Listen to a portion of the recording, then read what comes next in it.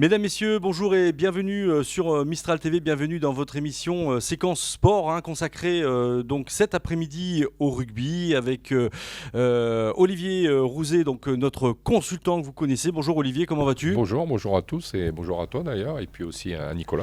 Voilà, Nicolas Faltrept qui nous a fait vraiment l'honneur de venir participer donc à ce Séquence Sport cet après-midi. Merci Nicolas et bonjour, comment vas-tu ? Bonjour, ouais, ça va très bien. Un peu mâché du match de vendredi, mais ça va. Voilà, on va en parler, on va y revenir à cette rencontre contre Oyonnax évidemment. Mais avant, Olivier, on va peut-être un petit peu faire le tour du rugby en Dromardèche. Le comité Dromardèche se porte plutôt pas mal, en tous les cas, avec des clubs dromardéchois qui jouent un petit peu partout. On a un club en Fédéral 1, on a quelques clubs en Fédéral 2, on va en parler aussi, Fédéral 3.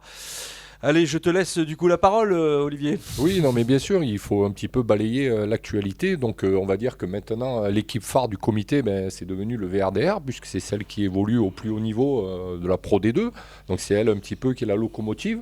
Donc, c'est bien qu'on en ait une. Ça fait plusieurs années qu'on réclamait un club pro à ce niveau-là. Il est enfin arrivé. Et souvent, ça amène une dynamique au sein d'un comité, au sein des autres clubs. Donc, c'est bien qu'ils en soient là. Derrière, comme tu l'as dit, il reste Aubenas en Fédéral 1 qui tient toujours sa place, on le sait. Chaque année, ils se qualifient souvent pour le Dumanoir. Donc cette année, leur ambition avec Mariano Taverna, c'est toujours ça, c'est de se qualifier. Et Yann Rave aussi, qui sont tous les deux entraîneurs cette année du... Oui, Yann Rave fait partie des adjoints à Mariano. Mariano reste le grand chef, le manager, c'est pour ça que je le cite. En dessous, lui, il a un entraîneur des avants, un entraîneur des trois quarts. Mais lui reste le manager, comme l'est Johan Autier sur le VRDR, avec des adjoints comme mon ami Greg Torner. Et oui, Greg, voilà. Qu'on salue d'ailleurs. Voilà, qui est assisté pour les trois quarts, c'est Jeff Cooks, voilà, c'est ça que je veux dire. Donc voilà, après en Fédéral 2, cette année, il y a beaucoup de clubs, il y aura beaucoup de derbies, puisqu'on a toujours Annonay, Saint-Jean-Royan et Montélimar qui viennent de monter dans cette division, qui ont été regroupés, on va dire, dans la poule du Nord. Et il va rester le RC Tricastin, lui, qui évoluera plutôt dans la poule Sud, avec des grosses cylindrées, notamment Grasse et La Seine qui descendent de Fédéral 1. Donc il y aura des beaux matchs du côté de Georges Perriot. Mais nous, par contre, on assistera à des derbies dans la poule Nord. Et oui, en Dromardèche. Avec Saint-Marcelin, qui, on va dire, qui touche la Dromardèche, qui fera partie aussi de ces clubs qui amèneront des derbies. Après, il y aura aussi pas mal de clubs en Fédéral 3, avec des clubs locaux, notamment l'Avéor, qui est un club de la base de Valence. Rhône 15 est descendu, mais il y aura encore des équipes comme Le Teil, comme Priva, voilà, pas mal d'équipes qui sont encore là, et qui aura du monde dans les stades, puisque c'est pareil, ça fait des derbies en Dromardèche et ça attire du monde. Donc c'est bien aussi de parler des petits clubs, si on peut appeler ça des petits clubs, mais qui tirent tous leur épingle du jeu à ce niveau-là. On va leur souhaiter une bonne saison et les meilleurs objectifs soient atteints pour eux. Chacun, il y a comme l'a dit Nicolas tout à l'heure, ou nous le dira, chacun a ses objectifs. Donc certains, c'est la qualif, d'autres, c'est le maintien, et ainsi de suite. Mais l'essentiel, c'est à la fin de l'année d'atteindre ses objectifs. Nicolas, c'est petit club du comité, la Fédéral 2, la Fédéral 1, qui était l'année dernière avec le VRDR forcément, et puis les années précédentes avec d'autres clubs. Quel est ton regard, toi, sur les autres fédérales du comité ?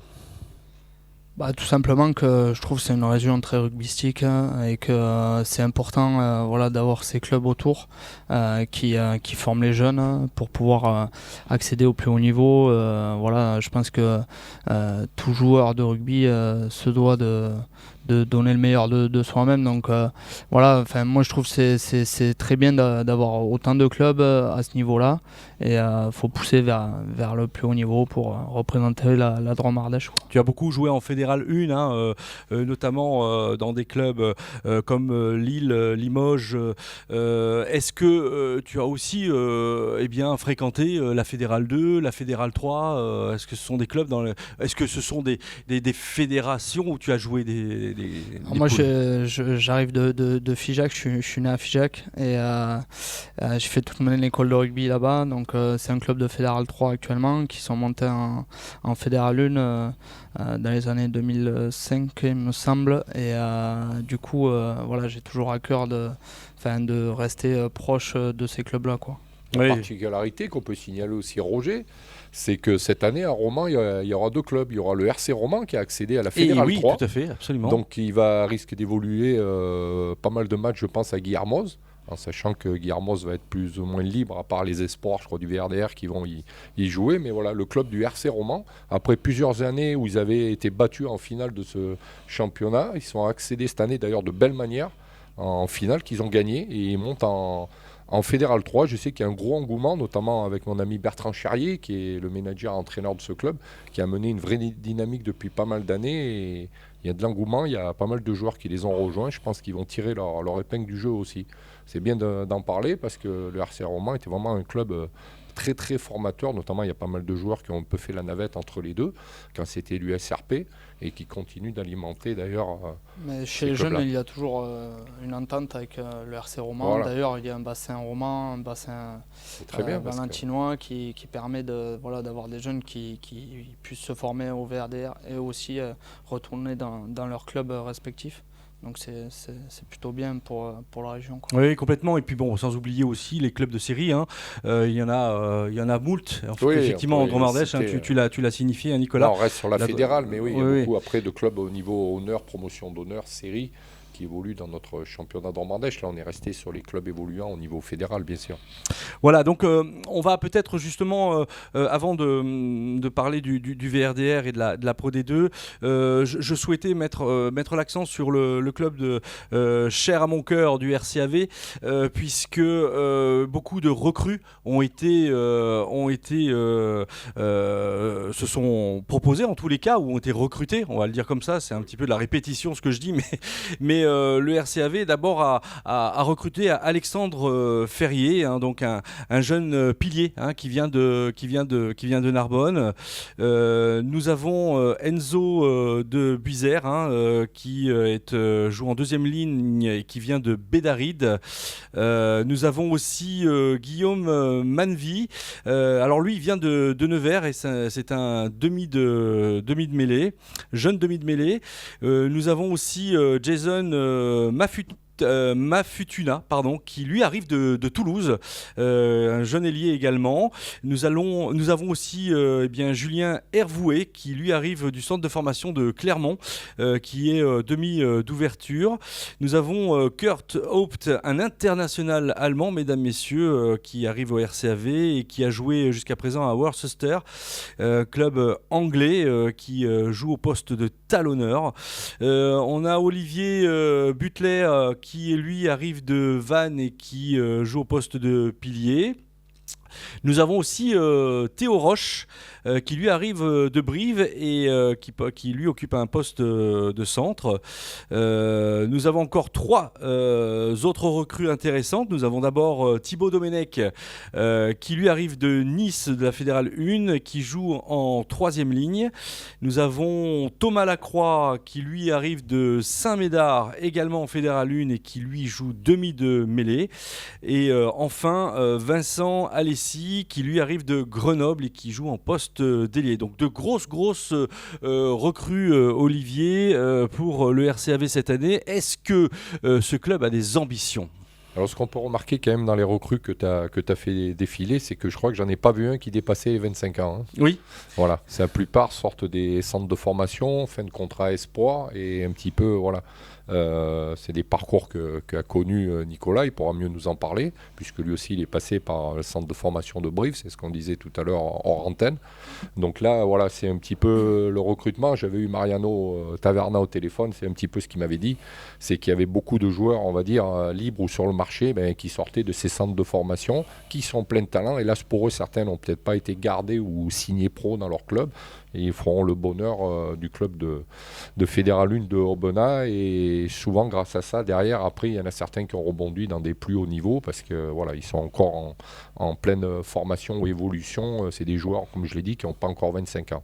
Et on a hâte d'ailleurs de voir ce championnat de Fédéral 1 commencer dans notre département avec notamment le RCAV. On se souvient évidemment, tu parles de Mariano que tu as eu au téléphone, Mariano qui a été joueur aussi du RCAV et qui avait fait un match extraordinaire, notamment le match retour pour la montée en Pro D2 justement notamment à Aix-en-Provence, où ils ont raté, mais vraiment d'un cheveu. Oui, ça s'est joué à un point. Nicolas Verrage à un point cette année-là. J'en parlais avec un joueur qui est chez nous à Montélimar, Mohamed Medjadil, qui me disait qu'il ne s'était jamais vu si près de la montée que cette année-là. Ouais. Ils ont encore des regrets, même on va dire 4-5 ans après. Ouais. Et Aix-en-Provence qui depuis est monté en Pro D2 et qui reste, puisque le VRDR, et ça me permet de faire le lien, là, le VRDR va les rencontrer là-bas à Aix-en-Provence et puis va les recevoir au stade Georges Pompidou, un stade d'ailleurs qui n'a pas fini d'être, qui est toujours en construction, enfin entre guillemets, en travaux, pour permettre d'accéder au cahier des charges de la Pro D2 évidemment, et qui sera normalement prêt dans quelques semaines maintenant. Et du coup, ça fait que Nicolas, vous allez devoir jouer vos matchs à l'extérieur. Pour l'instant, vous avez été à Oyonnax et vous allez jouer à Béziers également. Hein. Ouais, c'est ça. Tout à fait, vendredi prochain. Voilà, vendredi. La première réception sera Montauban, si je ne me trompe pas. Montauban. Donc ça sera pour moi le vrai lancement de la saison, puis ça sera la première réception du VRDR à la maison contre Montauban. Donc on va souhaiter, pas encore fini l'émission, mais bonne chance à Nicolas, mais on espère qu'ils auront soit débloqué leur compte en points avant, ou s'ils l'ont pas débloqué, que ça lancera la saison ce jour-là, parce qu'on peut dire qu'ils ont un début de championnat salé. Pour un promu, on leur a pas facilité la tâche. Alors on leur a donné des joueurs du top 6 de l'année dernière, d'entrée, 2 équipes de top 6 de l'année dernière, pour se rôder compliqué. Pour un match contre Oyonnax, Nicolas, qu'est-ce qu'on peut retenir alors du coup de positif, puisque ça a été difficile, ça a été parfois même un petit peu douloureux. Hein, quand on joue pas à la maison, on voit qu'il y a une équipe en face qui forcément lui a des intentions de monter en première division. Comment on gère un match comme ça sur l'état? Comment on gère tout simplement, Oyonnax, c'est une équipe très en place, qui maîtrise son rugby, etc. Ils nous ont maintenus sous pression tout le long du match. Nous, on n'a pas su renverser la pression par notre jeu au pied, notre conquête. Donc, on a eu du mal sur ce secteur et du coup, on a subi, on n'a fait que défendre pendant 80 minutes. Après, ce qu'on a à retenir de positif, c'est que dès qu'on a eu les ballons, on a eu 3-4 munitions à jouer, on les a mis en difficulté. Donc, nous, notre point fort, c'est ça, c'est de tenir le ballon. Dès qu'on a la possession, on est plutôt à l'aise. Donc, on va essayer de forcer là-dessus et on verra bien sur les matchs prochains. Là, on a vu ce que c'était vraiment un match de Pro D2 et face à une grosse équipe de Pro D2 qui vise la montée. Nous, on vise le maintien, donc on n'est pas tout à fait dans le même championnat. Ce qui est intéressant dans ce match, c'est que vous avez sauvé l'honneur quand même. Vous avez marqué un très bel essai. En tous les cas, Peter Sailly avec une très belle passe, Nicolas, qu'on a pu observer. Comment on se sent à partir du moment où on marque finalement cet essai? Est-ce qu'on se dit que ça va relancer la machine? Est-ce que ça va relancer le match? Comment on gère un après-essai comme celui que vous avez marqué là? Alors, celui-là, il me semble qu'on revient à 25-13. Donc ça nous met un essai du bonus défensif. Donc un essai du bonus défensif. On se dit on est capable d'aller chercher quelque chose là-bas. Malheureusement, on se remet sous pression directement. On perd la réception du coup d'envoi, on se remet sous pression. Donc on prend un essai derrière immédiatement. Et ça nous a fait très mal à la tête, surtout à la 55e minute. Derrière, ils ont déroulé et c'était très dur. Bon, on voit effectivement cet essai que vous avez pu marquer grâce à nos confrères d'Eurosport. Olivier, toi, tu as suivi un petit peu cette rencontre. Tu as suivi peut-être le résumé de cette rencontre. Qu'est-ce que tu as pensé fondamentalement du comportement des hommes de Johan Authier et puis finalement du jeu développé? Penser que du bien, mais je pense que comme l'a dit Nicolas, ils ont peut-être eu un petit peu de mal à rentrer dans le match au début, ce qui a profité à mettre en confiance Oyonnax qui a marqué d'entrée. Et donc après le match était lancé, il aurait peut-être fallu qu'il les contrarie et qu'il leur empêche de mettre leur jeu en place dès le début de match. Alors là, c'est tout à fait le contraire qui s'est passé, c'est qu'ils ont pris un petit peu la faute d'entrée. Après, ils sont revenus dans le match en se disant il y a peut-être des choses à faire, mais le score était déjà un petit peu acquis. Donc ils ont eu un petit peu des hauts et des bas. On commençait dans le rugby, il y a des temps forts et des temps faibles. Comme l'a dit Nicolas aussi, sur leur temps fort, quand ils ont tenu le ballon, ils leur ont posé des difficultés. Mais pour ça, il faut en avoir beaucoup plus qu'ils en ont eu. Et ça passe, comme il a dit aussi, par la conquête, avoir des ballons et inverser la pression. Et ça, c'est un petit peu ce qu'ils ont eu de mal. Donc ça va leur servir pour les prochaines rencontres. Ils vont sûrement analyser ça à la vidéo, le travailler à l'entraînement et pas resubir, on va dire, des entames de match comme font les équipes, comme tu l'as dit aussi toi, Roger, qui sont à la maison. Là, c'est les premières journées de championnat. Ça part fort. On dit faut marquer d'entrée. On leur met la tête sous l'eau, on leur met la pression. Et c'est un peu ce qui s'est passé. Après, quand ils ont laissé un peu passer l'orage, ils ont réussi à ressortir un peu la tête de l'eau, mettre leur jeu en place eux aussi. Mais le score était déjà, et après les équipes comme ça feront entrer du monde, remettre une dynamique et remettre des points aussi en fin de match. Et c'est un peu ce qui s'est passé. Mais ça va leur servir de leçon. Il faut toujours 3-4 journées pour s'habituer au rythme de la Pro D2, à ne pas faire des erreurs qui ne pardonnent pas à ce niveau-là. Et voilà, comme on dit, il faut payer pour apprendre. C'est un peu ce qu'ils sont en train de faire. Mais il ne faudra pas être patient trop longtemps, comme l'a dit, ça je crois, Joan Autier.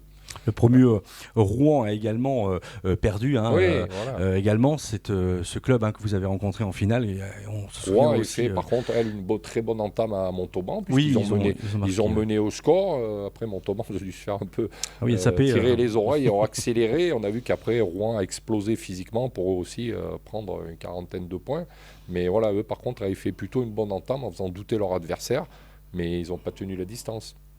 Nicolas, une expérience en Pro D2, tu l'as connue donc du côté de Brive, alors avec du temps de jeu qui était un petit peu moindre peut-être que celui que tu as connu vendredi soir, puisque tu as fait un long temps de match, on va le dire comme ça.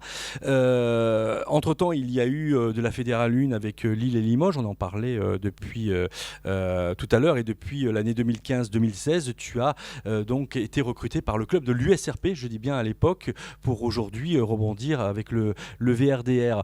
Est-ce que cette expérience finalement de la Pro D2 à Brive, est-ce que ça t'a aidé à trouver des marques sur le terrain à Oyonnax ? Moi, je suis pas du tout dans le même état d'esprit que quand j'étais à Brive. À Brive, j'étais jeune, plein de fougue. J'avais envie de jouer, etc. Mais je pense que mentalement, j'étais pas aussi prêt qu'aujourd'hui. Là, aujourd'hui, je maîtrise un peu plus ce que je fais. Je maîtrise un peu plus aussi au niveau du leadership dans l'équipe. Alors qu'à Brive, j'étais un jeune joueur en quête de temps de jeu et c'est pas du tout le même contexte, quoi. Le club le club du VRDR, en tous les cas, c'est un club, en plus donc, de ton passage à l'USRP et de la fusion qu'il y a eu après, c'est un club qui est important pour toi, c'est le club dans lequel tu es depuis pas mal de temps maintenant, Nicolas. Ouais, maintenant ça fait 5 ans, c'est la 5e saison. Je m'attache à la région, je m'attache aux deux villes, à Roma, à Valence, donc je me sens bien ici. Le club évolue vers la bonne voie, toutes les ingrédients sont réunis pour que ça marche, quoi. Tu nous parles un petit peu de ta carrière, justement, tu as commencé un petit peu à en parler tout à l'heure. Est-ce que tu peux nous donner un petit peu de trois éléments de ton parcours rugbystique, Nicolas ? Tout simplement, j'ai suivi la formation fédérale classique en rentrant pour les sports à Ussel avec un recrutement à Brive. Donc j'ai fait ensuite centre de formation à Brive. J'ai fait 7 ans en tout au CAB. Ensuite, ils ne m'ont pas gardé, malheureusement. C'était un club qui remontait en top 14. J'ai dû batailler pour trouver un club de niveau que j'espérais et j'ai atterri à Lille. Donc on a fait une belle saison. On a perdu en demi-finale contre Montauban le match de la montée. Ensuite, je suis retourné à Limoges. Pas trop loin de ma famille pour retrouver aussi mon entraîneur qui était à Brive, Sébastien Bonnet, donc voilà. Et puis on a fait une saison correcte aussi et Lille remontait en Pro D2 l'année d'après. Ils m'ont rappelé et j'ai pas hésité à retourner à Lille. Malheureusement, au bout de 3 mois, le club, petite surprise, a été topé financièrement par la DNSCG. Donc là, j'ai eu la chance vraiment que Olivier Nier, à l'époque, le manager, me recrute à l'USRP. Tout simplement.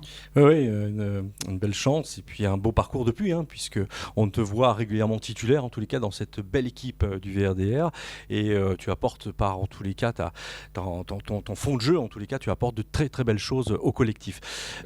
Oui, pardon. Un peu ce qu'il disait, c'est que maintenant justement il est mature par rapport à son âge et il influe beaucoup plus sur la stratégie de l'équipe qu'un jeune joueur, comme il dit, qui est un peu fougueux et tout fou, qui est un petit peu moins au niveau de la stratégie et des combinaisons souvent qu'on annonce. Donc le 9 est un peu le lien avant 3/4 et un peu le relais de l'entraîneur. Il faut prendre des décisions, on va insister devant, on va jouer derrière, on va repartir.